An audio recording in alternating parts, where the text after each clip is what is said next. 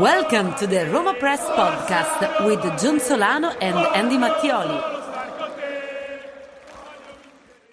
All right. Hello, everybody. Welcome back to another episode of the RomaPress podcast. We hope you are recovered from yesterday evening. Roma, they draw to Salernitana 2-2. Andy and myself, we will get into all of that very shortly. But first, thank you to our three new patrons over at Patreon, Neil, Panchal, Yannick, Speck, and Chris Henderson. Thank you to all three of you for supporting us here and to all of our other wonderful patrons as well. If you would like to sign up, and if you don't have enough misery in your life and you want to drive yourself even more crazy, you can join the Patreon WhatsApp group by going to patreon.com/RomaPress. All right, Andy. Well, it's back. Roma are back. And no matter how significant or how much things change, and this is immediately what I said in my reaction podcast to the patrons after the match, that you just have to accept. You know how there's various steps to grief. Yeah, there's the acceptance, whatever they all are, because I'm not smart enough to recall what all of them are at this moment, because we've gone through them so often. If you watched Roma for any significant amount of time, we just have to accept, and if you are new to watching Roma, the first step in this process is just accepting that this is out of the hands and beyond the control of the team, the manager, the players. There are forces in the universe at work that make this team capable of defying every single maths equation in existence. Now, because I'm old and Italian, it took me a few years, Andy, to embrace sort of these data points that are deeper beyond the final score and like possession and shots on goal. But as everybody knows from last season, 2 seasons ago actually, I began to embrace XG, expected goals. And that data point further opened my eyes to just how much, because we had the feeling, we all know, whether you began watching Roma in the 90s, early 2000s, or just from 1 year ago, we all get the feeling, but we don't necessarily have the concrete data to just say, wow, unbelievable things happen to this team. You know, it doesn't seem like their opponents are capable of doing this against anybody else except Roma.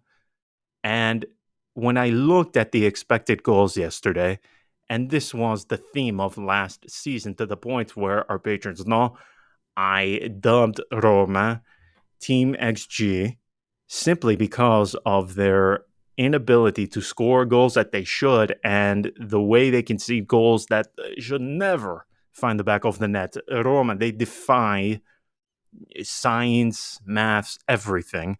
And in the first match day of the season, it continued. It was not as if, Andy, they could wait to sort of slowly ease us into the anxiety, the pain, the frustration. They had to go full out from the very first round. And last night, the XG of Roma, and I am going off of the data from the website understat.com, the expected goals of Roma, 2.01. Wow, Roma right aligned with the XG. They scored twice. Salernitana, their expected goals, 0.36. Is there anything else to say beyond that? Because I think that really just tells the story. Is there anything more for us to do? I mean, you tell me because I am willing to bet something on this. will Antonio Candreva do that again this season? Will he go full Leo Messi and do what he did again this season, or maybe for the rest of his career? He probably will not do that again. I mean, what do you say when you have a guy, when your opponent, who is emerging on 69 years of age, goes and does that? What do you say? I say good on him. I think I also say good on Roma because, to be honest with you, this is the kind of start that you can imagine, and it's not a great start. It's not a bad start. I've seen worse. It's not a result that hurts my soul and that makes me reconsider a lot of things within this team. It aligns perfectly with where I think this team is, and actually highlights some of the good things that have been done over the summer and over the past 2 years, and some of the things that still need to be resolved and need to be addressed in the long run. But it's match day one. mm, Roma, without arguably two of their best players on the team in Paulo Dybala and Lorenzo Pellegrini, were able to come back. First, they conceded. Then they came back against obviously a lesser opponent, but an opponent that nonetheless, on match day one, everybody's on equal footing. In my opinion, like even when you take Frosinone and Napoli, put them together, um, we're talking the difference right there and then is minimal, just because of, like yesterday, we saw Lecce go up and smoke Lazio in those final minutes. Perhaps that doesn't happen in 2 months from now. Um, Same as perhaps 2 months from now, Salernitana are nowhere to be found, or Candreva is out with an injury and he can't help them. And honestly, it's that kind of start that hints at the potential of this team, because it's right there for us to see. And on the previous episode, I said, why can't Andrea Bellotti wake from his slumber? And that he did. um and his performance was not only goals, his performance was also just this sheer pressure on the opponent, this constant, relentless fight for every single ball. Yes. One could even argue that, yes, okay, maybe in the final minutes he needed another attacker up front with him, and that's what's missing. Well, he did exactly what you asked for, yeah? He turned the clock back. That was the Belotti that pissed us off That's when it. we faced him so much. That's the Belotti that we all knew, and he recognized it himself. He said, I really needed to be myself again, because I hadn't felt myself in a lot like myself in a long time." And we could tell. And yesterday was a player that had a breakthrough. Hopefully, um, it carries over. Yesterday, he could have easily scored a hat trick had they given him a penalty that I think was there for the taking. Um, he was there. He was in full motion, and I think what I take away from this match is that there is a lot more uh, positive performances than the negative ones. I think a lot of people are getting hung up on the negative ones, and honestly, in my view, yesterday the only thing that's missing is Spinazzola being semi decent, which he wasn't. And if Spinazzola is semi decent last night, maybe you're talking about a whole different game, just because up until we continue to play this way, the way we do, putting so much relying so heavily on those wing backs, and a guy like Spinazzola, who's supposed to be the guy, who's supposed to be the one that has quality, who's supposed to be one of those names that the team can rely on game in, game out, just because of his pedigree, because of his quality that we all know. um y- Up until we rely on that, and he continues to provide you with these types of performances, you're always going to be looking to put a band-aid on one side of the pitch, because we know that, for example, Rasmus Christensen is not the A option. The also the his attacking prowess is not on the par of Spinazzola. Spinazzola is known Right. for making his runs. Spinazzola, we saw also Spinazzola become better defensively, and yesterday that was a player that clearly had a lot of blackouts, and clearly dealing still with some sort of insecurity that he hasn't been able to get rid of since he recovered from not the main injury that sidelined him for such a long time, but also the more recent ones that took place not less than 7 months ago. So it's this is he is a player that we should be able to rely on, and the game plan and the formation is meant to make him a pivotal player on the pitch, and yet he's not. And I think, but aside from that, I think there's just a lot of good things to take away from this. The fact that Belotti was the Belotti that we all know and love. The fact that in the absence of Paulo Dybala and Hussein Mawar, Roma were still able to drive the ball forward. And you had some really good plays with Hussein Mawar breaking up the play of Salernitana. And I think once Pellegrini is back, once Dybala is back, his role will also change. This is a player that is still figuring out where he can be useful for Mourinho, where he can be the most effective.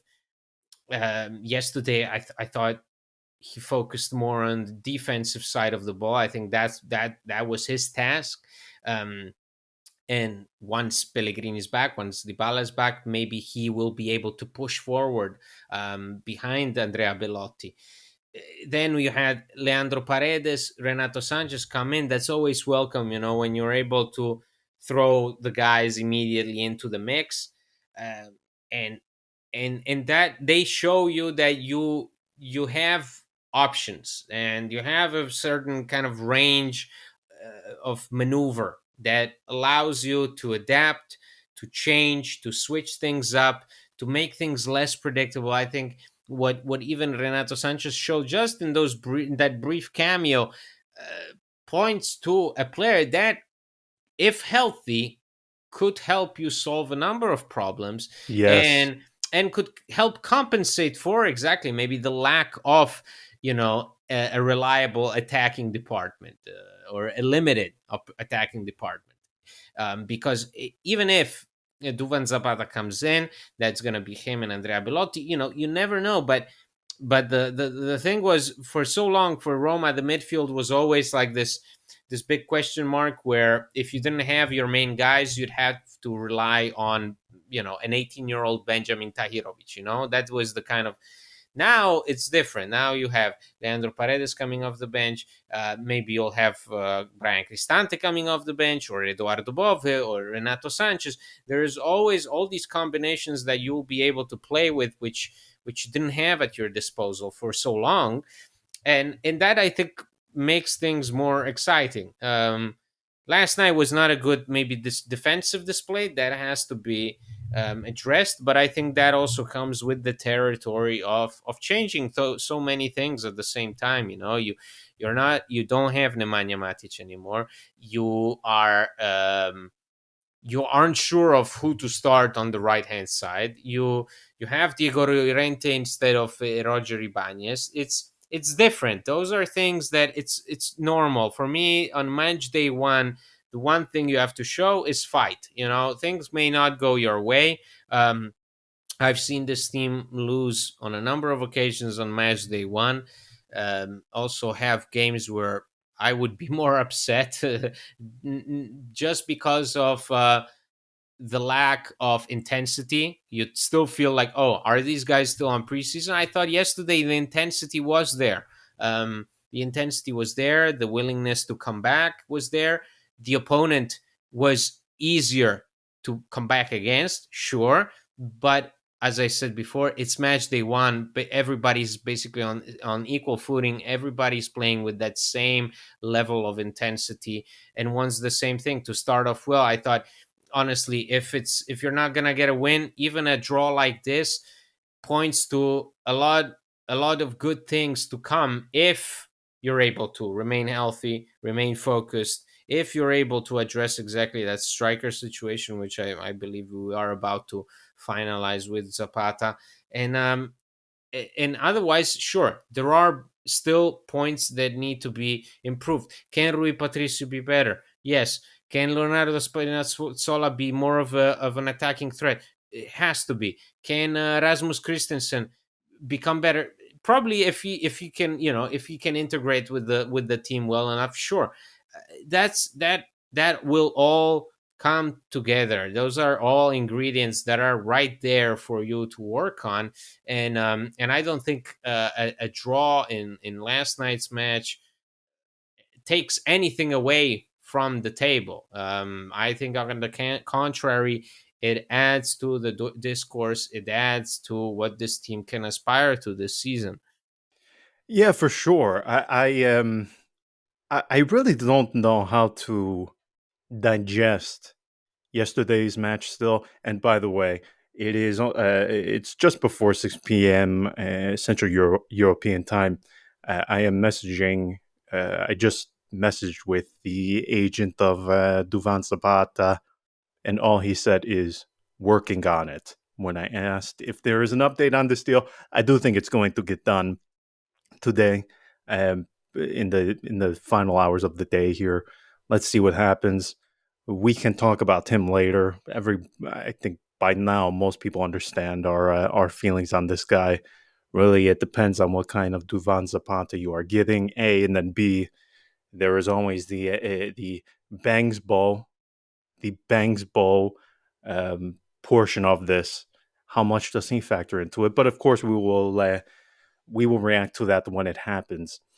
Now, going back to yesterday, though, that's the kind of match where, and this is what I said immediately afterwards, that it's difficult to digest because if you were to take, Andy, 85 minutes of that match, if you take 85 of the 90, that is a 7 or an 8 performance. Yeah, I think most people, if you were just to remove the 2 goals of Candreva, I think everybody today, we are sitting here thrilled. We are sitting here ecstatic. Oh wow, you get 3 points.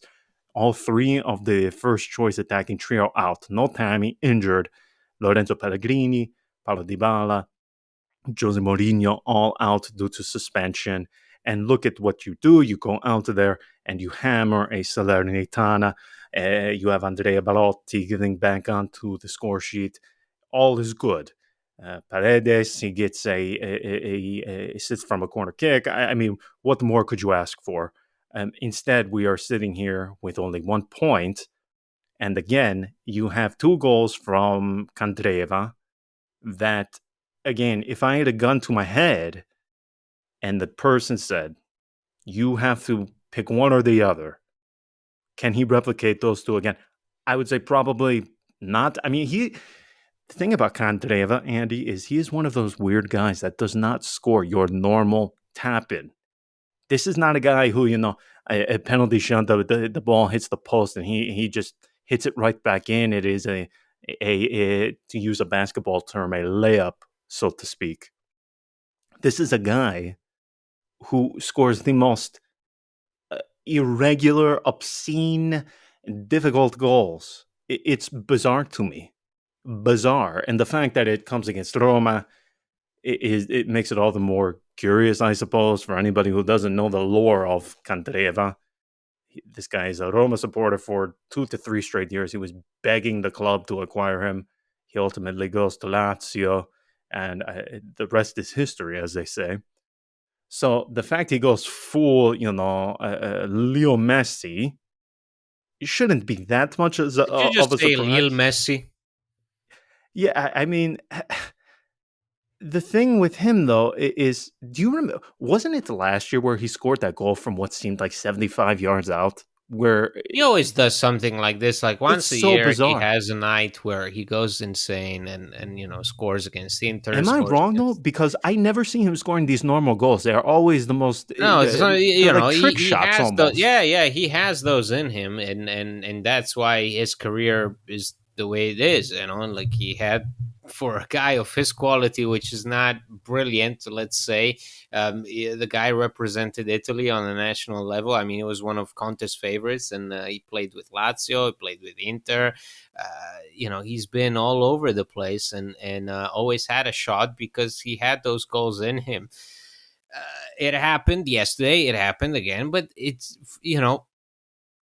things happen. It doesn't. It does. I always find it so funny when there has to be like a very specific reason in sports and football for something happening. No, sometimes you Yeah. just have Oh a man, I'm so glad you said that. Yeah, some because you know I some tried to defend Patrice.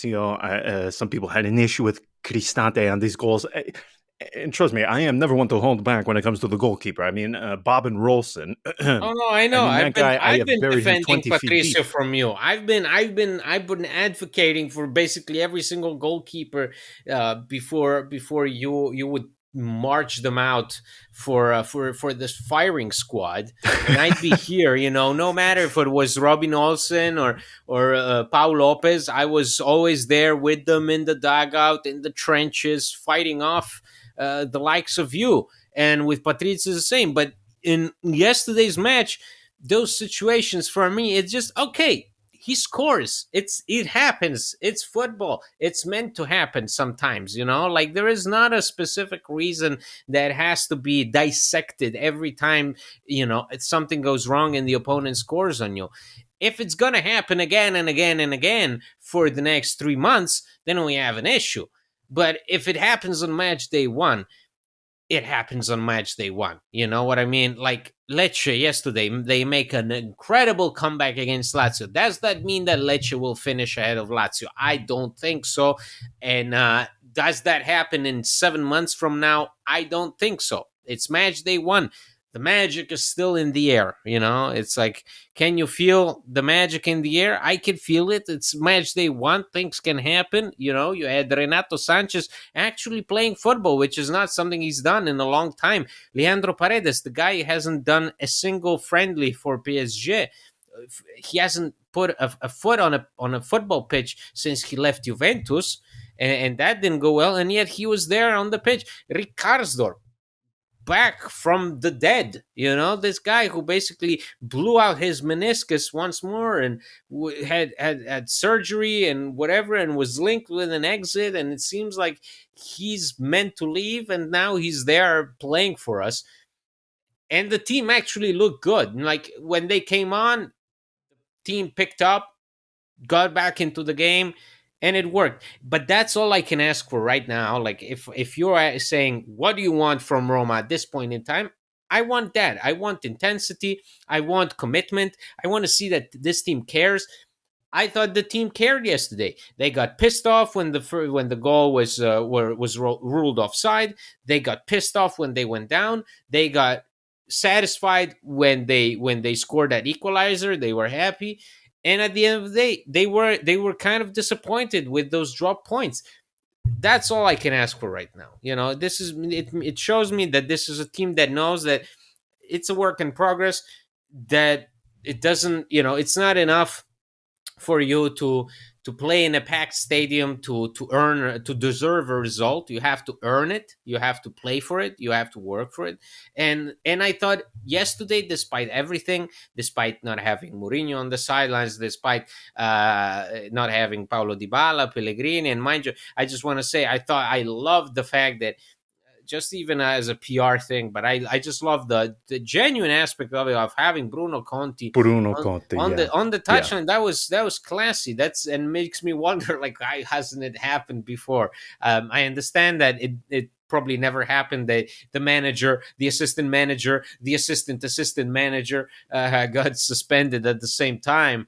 But it was lovely to have that, to see that, and it added to the atmosphere. And all in all, I don't think that if you were at the Stadio Olimpico and you saw that game. I don't think you came away from it, distraught and like completely disappointed. Oh my god, what are we gonna do? I think you had a pretty entertaining game.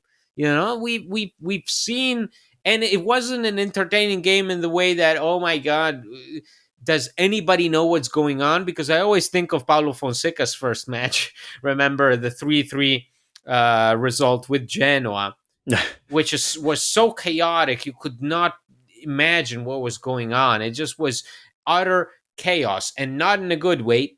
This time it was a hard fought game, and I think on match day one, that's really what you can wish for. To see something entertaining, to see something that keeps you engaged. I found myself engaged, and Roma also were able to use this as an opportunity to have Pagano come in, Karsdorp come in, Renato Sanchez, Paredes. You saw Aouar play with the likes of Bove and Cristante.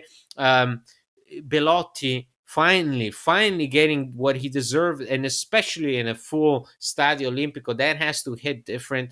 After that goal scoring drought that he had, it's there is a lot of positives. I will not, I will not stand here. I will not sit here, rather, because I'm not standing. I'd be fool to stand and record.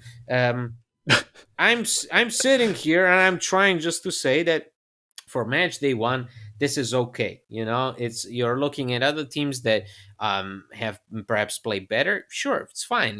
But at the end of the day, there's so much left to play. This doesn't mean anything. It just shows you that there is a good foundation. There needs to be some balance, still work left to be done, but otherwise, it's better that something like this occurs on match day one than something like this occurs on, say, match day 12 or 20, when things have to be going smoothly. Then that's when you want the team to really start grinding out results, and things must click. That's when things must click. Now it's okay if something is still not perfectly in line with everything else. This is the time where you figure things out. Yeah, 100%. And I couldn't agree with you more. If we want to talk about throughout the season, you take rounds 1 through 38. If there were ever if you had to pick one, and I'm sure there is some sort of data out there to perhaps back this up, I would venture to guess the most unbelievable things happen statistically more often in match day one than the rest. I mean, you talked about Paulo Fonseca's first match.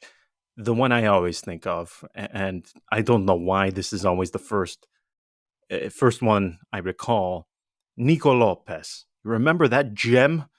You can recall, everybody, there is one action and moment of Nico Lopez at Roma, and it was when, and maybe I might be wrong, but I'm fairly certain it was the first match of the season when they drew to Catania 2-2. That guy, he pulls one out of his backside in the final minutes. Yeah, you remember that gem? That's a flashback. That's a real throwback, man.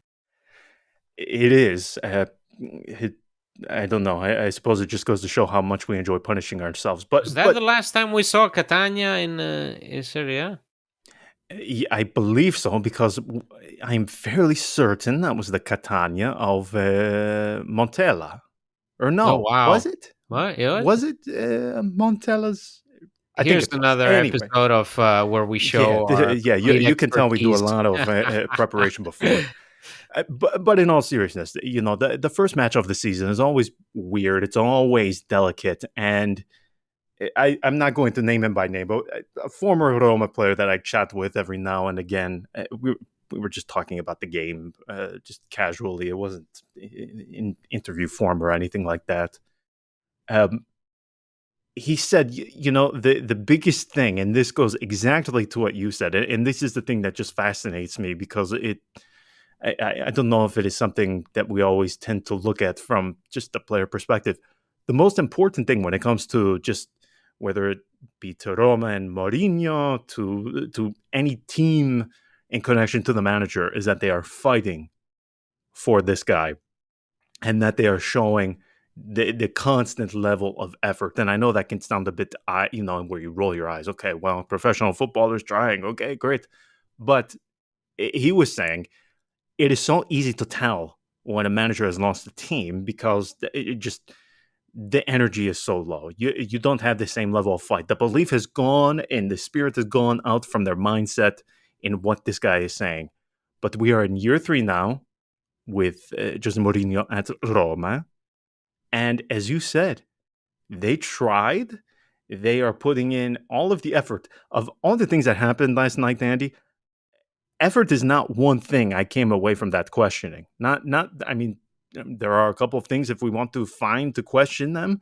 Personally, I on both of those goals of Candreva, at most, in my opinion, maybe you can take issue with the positioning of Rui Patricio on the second one, but that is at most.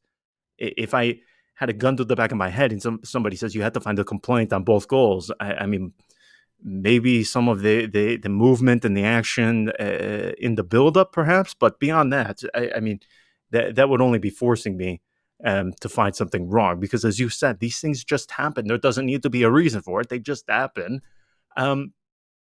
I saw, again, a very good Roma. They didn't have any of their first choice attackers, and yet they still created a ton of attacking actions. To be honest with you, I was surprised that their expected goals was only 2, because El Shaarawy hit the post once or twice. I thought he performed very well. Individually, if I were to go 1 through 11, was there anybody besides Spinazzola, who was whistled, by the way? I think he was clearly the low man of everybody, or the lowest rated man of nearly everybody from that match. But if I had to go 1 through 11, there is no glaring mistake. There is no glaring poor performance. There's nothing. And in fact, I saw a lot of positives. Sometimes you just have to, give the compliments to the opponent for doing something that is, frankly, not only is it not easy to do, but the odds of them doing it again are very slim to none. So that's where I come out from it. I can't complain or go mad on the first match day when those were the circumstances in which they dropped 2 points at home. 2 wonder goals to a 39-year-old guy. I mean, you can't say more or really ask for much more beyond that, in my opinion. It's the first day of the season. It doesn't mean that everything's good. It never is. And I honestly, even those teams that really play their hearts out and win in a really impressive fashion, they always have to address things. And but if today, what, based on the performances that we saw this weekend, what is the difference between Napoli and Lecce? None. They both won. All right. They both won. They both scored more than one goal. They impressed. Juve and Inter. What's the difference? You can't really tell. It's right there for everybody to see that this is just everybody's figure things out. If we base the season expectations on yesterday's performance from Lazio are going to be a dumpster fire, like that's. And if you look at the interactions between Sarri and his players, it's a mess. But does it mean that they won't get better and they won't compete for top 4? No, obviously this is going to be a team that is going to pick up pace and everybody's going to try and go with it. So with Roma, we're also talking about a different team from the one that we're going to see in against Hellas Verona. Is going to have Paolo Dybala, is going to have Lorenzo Pellegrini. We'll see who's on the bench. If Mourinho prefers to bench Houssem Aouar and go with a more traditional, more old-fashioned look with Pellegrini behind the striker and Cristante in the middle of the pitch, or whatever it is, we'll see. But I that's what I like the most, is that now if everybody can please maintain some level of fitness, for the first time in a long while, you have a lot of options in the midfield, and that can make life easier, not only in the midfield, for a lot of other things. And you can also that can also be an opportunity to test things out, to see what works, what doesn't, and maybe come up with really alternative solutions. Like you have a Hussein Mawar who says, hey, if you want me to attack, I'll attack. If the coach needs me up front, I'll play up front. Dybala can play up front. El Shaarawy can play up front. Hussein Mawar has that tendency. Renato Sanchez, more of a box-to-box presence. That's also exciting.